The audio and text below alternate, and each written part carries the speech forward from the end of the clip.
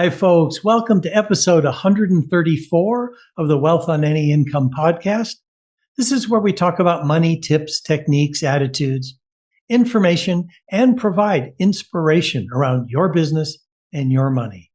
I'm your host, Rennie Gabriel.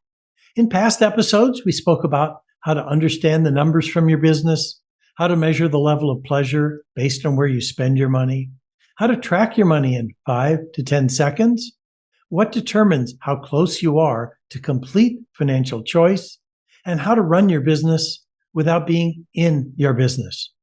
And last week, we had Pam Obasa talking about how to create a lucrative sales system and launch your signature offer.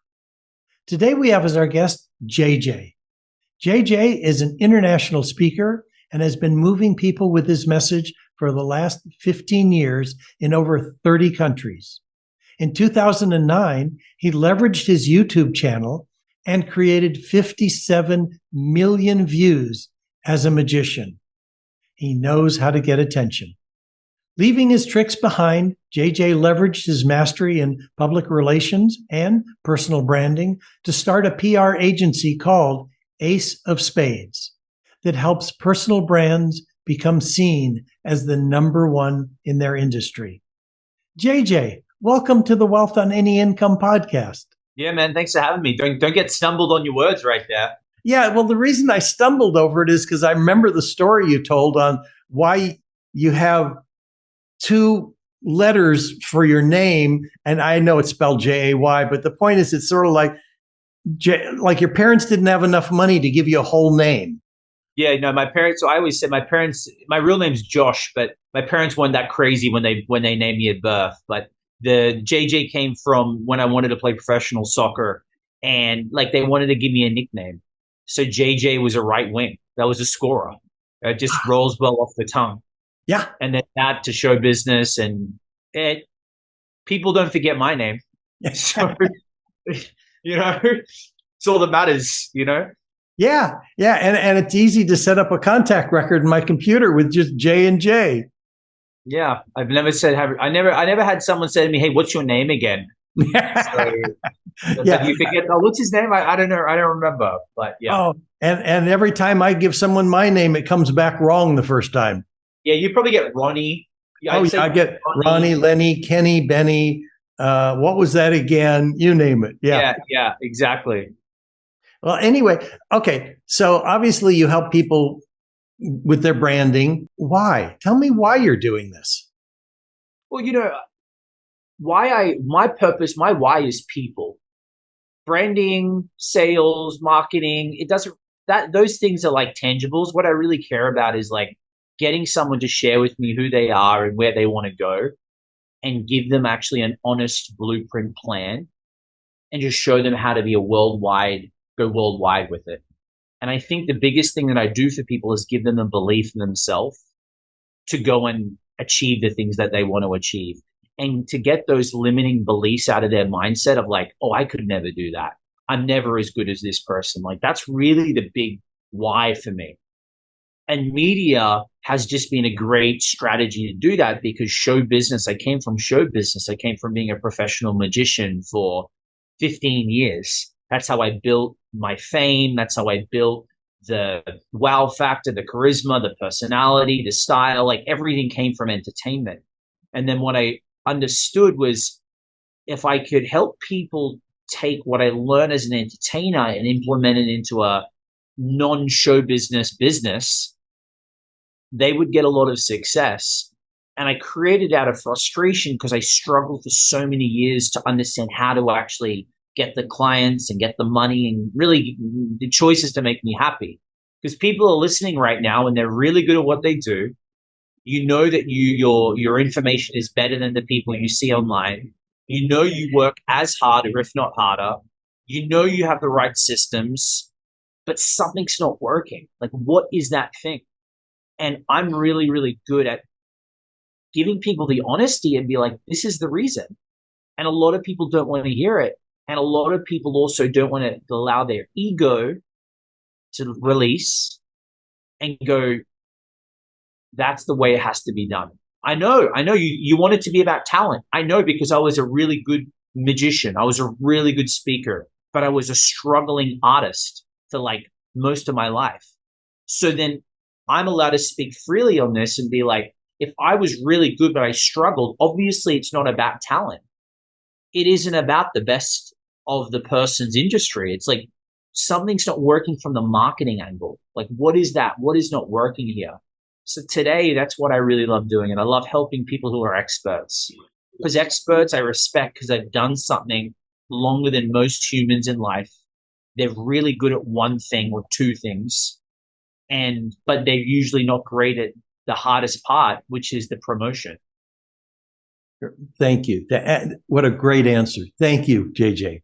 You may not be aware, but I donate 100% of the profits from the work I do teaching people powerful money skills. So they could choose to work, choose not to work. That's why I have trademarked the term complete financial choice. The point is, because I donate 100% of the profits from the work I do, because of what I built personally in terms of passive income, tell me what you do, what cause do you support, or what do you do that gives back to people? I'm really big on helping people who have this dream, but for some reason there's a limiting block of money. The reason so many people who have the passion, who have the drive, but money is a really hard thing for them to get their head around. So sometimes they really just need me to give them the service for free, to give them my time, to give them a plan, to take them under my wing. I call them like, take them as a protege, right? If they're willing to like be coachable and do as I say, I will help people. I help people all the time for free. If I tell them to do something, they do it, I will help them again. And I had this one girl that at the time, she didn't have any like really much money, and it wasn't really like she was looking for help, but I know she needed it. And I said, listen, if you do this and keep doing it, I'll help you for free. It's been a year and a half. She's like, bam, here. And we've never exchanged money. There hasn't been a contract because I'm wanting to help people, because most people, if you're a real person that wants to help people, in my opinion, most people will help you for free if you do as they say. The gratification comes from, I've shared something with you and you've done it and it's worked. That trumps money. The money is just enough. The money is just a part of it, just to like, to what's the word I'm looking for? Like to use, to leverage. Yeah, no, that makes so much sense. As an example, right. My wife and I have taken someone under our wing as well. She was a homeless mom. She's got a 5-year-old daughter. She was at our house last night. We had dinner together. We're helping her find an apartment. She just got a job. As a matter of fact, we set up a GoFundMe to help her, even though we've given her thousands of dollars to pay utility bills and, subsidized housing and all sorts of things. So I know exactly what you're talking about. Thank you, JJ. I want to work with the people that do it, like that actually want it. A lot of people, Rennie, they want you to be the Jesus for them. They really just want to sit back and like, you do it. I'm like, no, this is not my business. This is your business. This is your dreams. And I'm here to support you and guide you and push you through the hard parts. But I can't lift you and take you to the finish line. That's not how it works. Yeah, that's not how it works. Yeah. Now, you've touched on this, the difficulties you had when you were a magician. And I'm thinking, right, I love magic. And, I buy a book on how to do card tricks and I practice them and I'm pretty clumsy at it, but I could fool a 5-year-old. So, well, anyway, the point is you've mentioned the difficulty you had in your marketing, right? But is there something specific from the standpoint of a failure you could point to and the insight you gained from it that maybe you're using now? Yeah, well, which kind of failure do we start at, Rennie? So, well, we're talking about the business stuff. Should I get out the scroll of problems, right? Should I get my tears? I just left my tears on the floor over there. Do you want those? So, listen, the biggest thing that I have to be very careful of today, I don't know what it is. I don't know if it's because I was raised by an ethnic father. I don't know if it's because I'm a guy. I don't know, but men, and this is a very strong perspective, but we tend to be a lot more stubborn, right? We can do it. We don't need help. I'm the king. I'm the lion, right? I should know it all. And it's been very challenging for me because I've been such a lone wolf, a lone soldier. I've ran my own, kind of built my own path. And it's been an amazing, powerful thing to be able to create and build everything from scratch. It gave me a tremendous amount of confidence and courage and conviction. However, it has also stopped me from growing faster or asking for help. So for a long time, I just felt like I should do it all myself, and I didn't lean on other people to guide me and support me. And I'm still learning how to be okay with that, because I'm not the kind of person. Yeah, I'm not the kind of person. I don't need a big brother coach. And what I mean by that is I don't need to have someone I'm texting. That's not my style. I'm more of the person where I come and see the shaman. He gives me the vision for 3 months. I go away. I come back. I don't need like a piggyback to lean on every day. I don't need an accountability coach, but I haven't allowed to have guides because I don't know. I feel like I think I can do it all myself, and I don't think that's a healthy attitude. And I will agree with you. Now, I've got a few years on you. No, I've got decades on you. Yeah, I'm 62. I'm just right. Sure, you are. Yeah.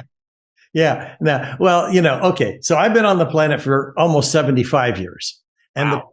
the point that I'm getting at is in my 40s, and you look like maybe you'll be there soon.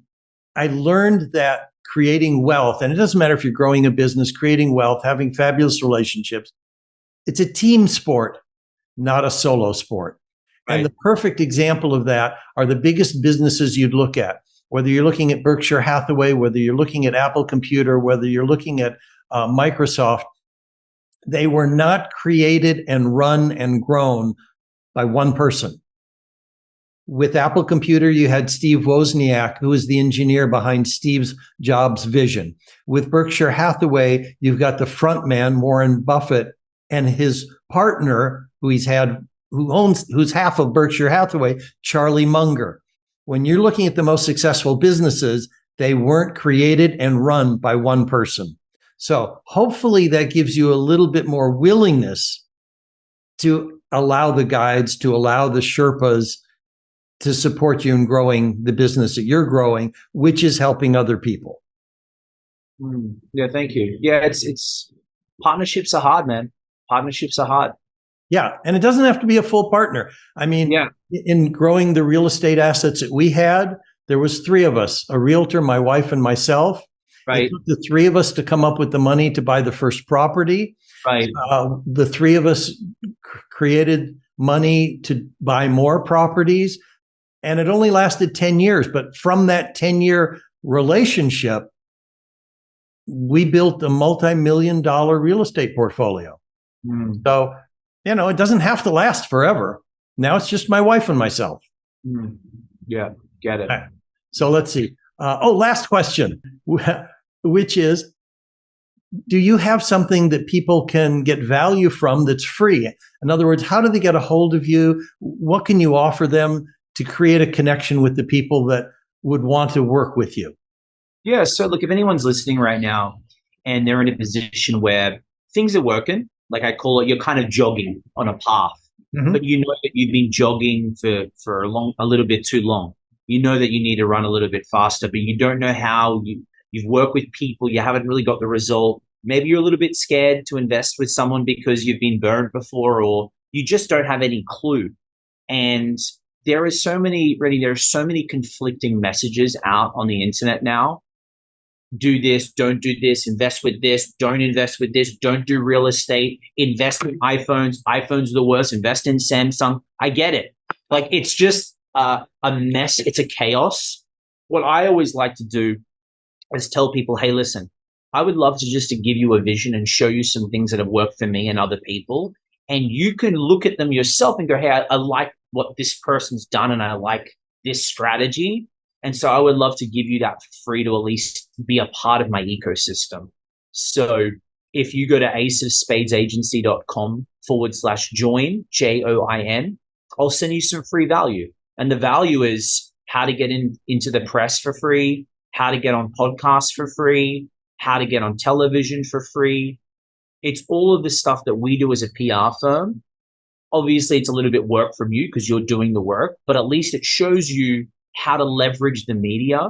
Because just coming back to the show business problem, when I started hitting success in show business, it was always when I was on television or I was on a podcast or when I was on a stage. The more that I was seen by people, I had more of a chance. People were like, hey, I'd love to have you at my event.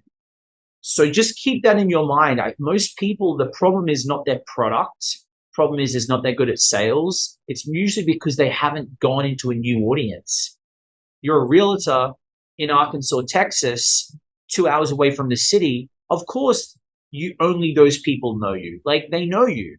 So you need to, how do you get out and using the internet so you don't have to be going out and driving 5 hours to networking events or doing the things that I had to do in the 90s, right? Early 2000s, like go into these terrible Chamber of Commerce events, promising there's 60 people. You get there, there's 3. One lady doesn't even know what the event is.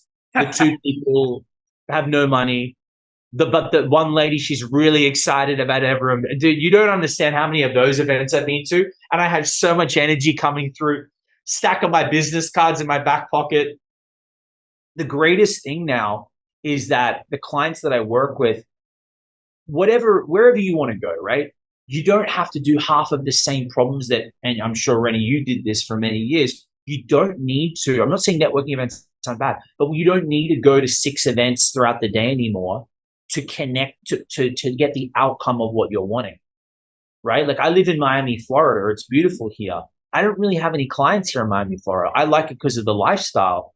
My clients are globally.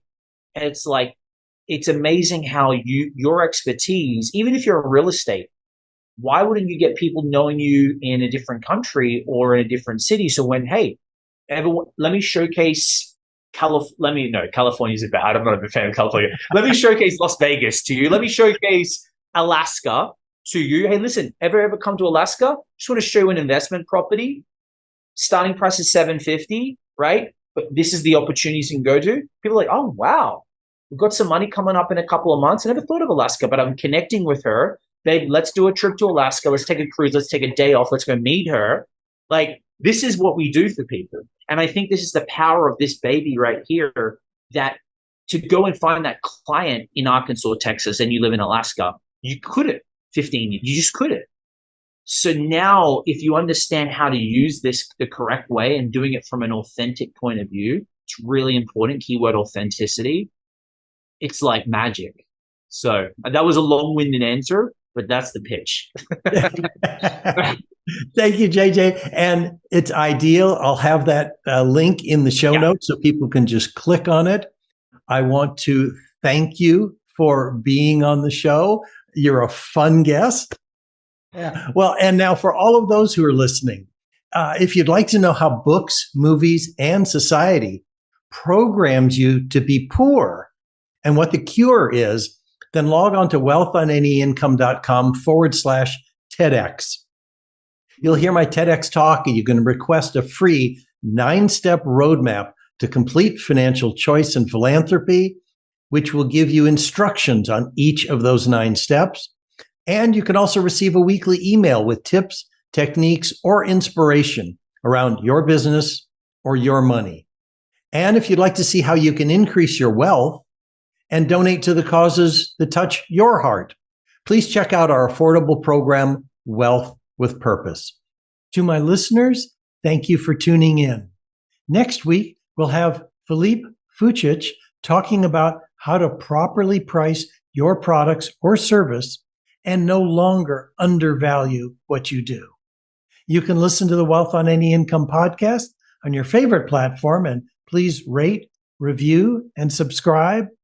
Until next week, be prosperous. Bye-bye for now.